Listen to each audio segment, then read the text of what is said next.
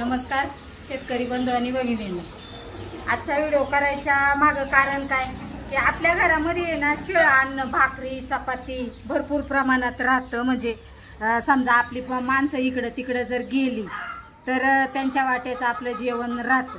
तर काही लोक काय करतात, आता हे अन्न हे पूर्ण ब्रह्म आहे, तर ह्याच्यासाठी किती लोक कष्ट करतात। तर काही लोक काय करतात तर डस्टबिन मध्ये फेकून देतात। आता ज्याच्याकडे समजा शेजारी गाया शेळ्या असतील तर त्यांना खाऊ घालावं, पण कधी फेकून अन्न देऊ नये। आपण काय म्हणतो, अन्न हे पूर्ण ब्रह्म आहे। त्याच्यामुळे तर आमची माणसं आहे ना 2 दिवस बाहेर गेली होते, तर ह्या 5-7 चपात्या राहिल्या होत्या आणि भाजी ते राहिली होती, तर त्याच्यामुळे मी आज हे कोंबड्यांना टाकणार आहे।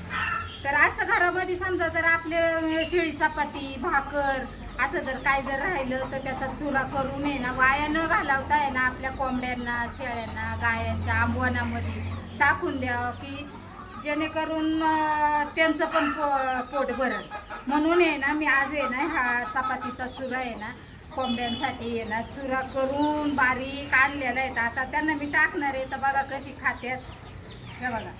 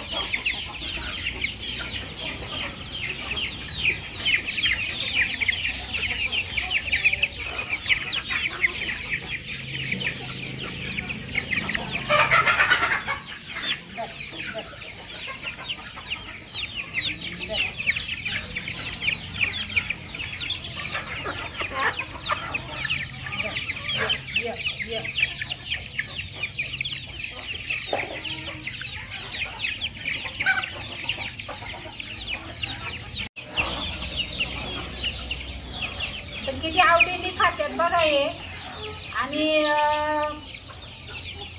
कसं आहे, काही लोक काय करतात अनपाणी फेकून देतात, तर फेकून न देता आहे ना त्याचा आहे ना कुत्र्या मांजरांना ह्याचा वापर करतो। आता चपाती जरी राहिली तर शेजारी कुत्री जरी असतील तर थोडंसं दूध टाकून त्यांना पण द्यावं, म्हणजे वाया जात नाही कोणती पण गोष्ट। ज्याच्यासाठी आपण एवढं कष्ट करतो ना, तर त्याच्यामुळे आहे ना अनपाणी आहे ना वाया गेले की खूप वाईट वाटतं। काही लोक भरपूर प्रमाणात आहे ना फेकून देतात आणि आम्ही आमच्या डोळ्यांनी पण बघतो।